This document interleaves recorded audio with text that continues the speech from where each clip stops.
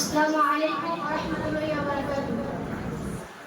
نحمده ونصلي على رسوله الكريم. أما بعد فأعوذ بالله من الشيطان الرجيم. بسم الله الرحمن الرحيم. وما أرسلناك إلا رحمة للعالمين. صدق الله العظيم.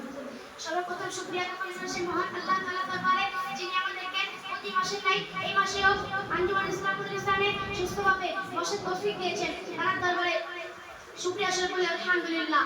তারপরে পরে জানাই হে বিশ্বনবীর দরবারে জানাকে না সৃষ্টি করিলে আমি আপনি গাছপালা পশু পাখি এমনকি 18,000 মখলুক পাখির সৃষ্টি হতো না। তার দরবারে হুজুর হাসান স্বরূপ বলি সাল্লাল্লাহু আলাইহি সাল্লাম। আমার পাশে বসে থাকা বিচারক মণ্ডলী এবং আমার সামনে উপবিষ্ট সকল ক্লাসের ছোট বড় সাথী ভাইয়েরা, আমার আন্তরিক সালাম জানিয়ে আমার বক্তব্যটি ধাবিত হচ্ছি আমার তৌফিক ইল্লা বিল্লাহ। প্রিয় শ্রোতা মণ্ডলী, আজ থেকে 1500 বছর পূর্বে যখন এই ধরার বুকে অত্যাচার, অবিচার, শিরিক, বিদআত, ফিতনা ফসাদে গোটা পৃথিবী ঘোর অন্ধকারের মধ্যে ছিল, ঠিক সেই সময় মানুষ যত পাখি না আকাশ মানে যে থাকতো কোন খোদার বিধানের শুভ দমন করবে না দুনিয়াতে। ঠিক সেই সময় আরব দেশের মক্কা করে মা আমিনার ঘরে আলোয় আলোকিত করে সুবে সাদিকের সময় 570 খ্রিস্টাব্দে পিরামিড হযরত মুহাম্মদ সাল্লাল্লাহু আলাইহি ওয়াসাল্লামের ধরার বুকে আসেন।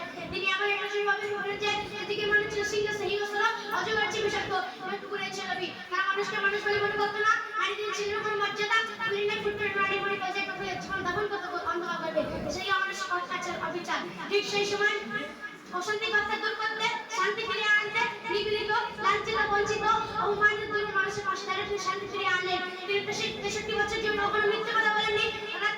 তারা কথা বলার শুনে আমার বলতে ভরা মুক্ত বলা আমার জীবন ছিল তার ঝলমলে পরিষ্কার এবং সুখে উজ্জ্বল। তাই তো মক্কার বেদিন বেঈমান কাফিররা এক কাপড়ে ছিল বলছে মুহাম্মদ চমৎকার নেতা, এমনকি বলে দিয়েছিল আমার প্রিয় সত্যবাদী। সুতরাং আমরা যেন বিশ্বনবীর আদর্শে আদর্শিত হতে পারি, তাহলে সুন্দর মানুষ সম্মানিত হতে পারবো।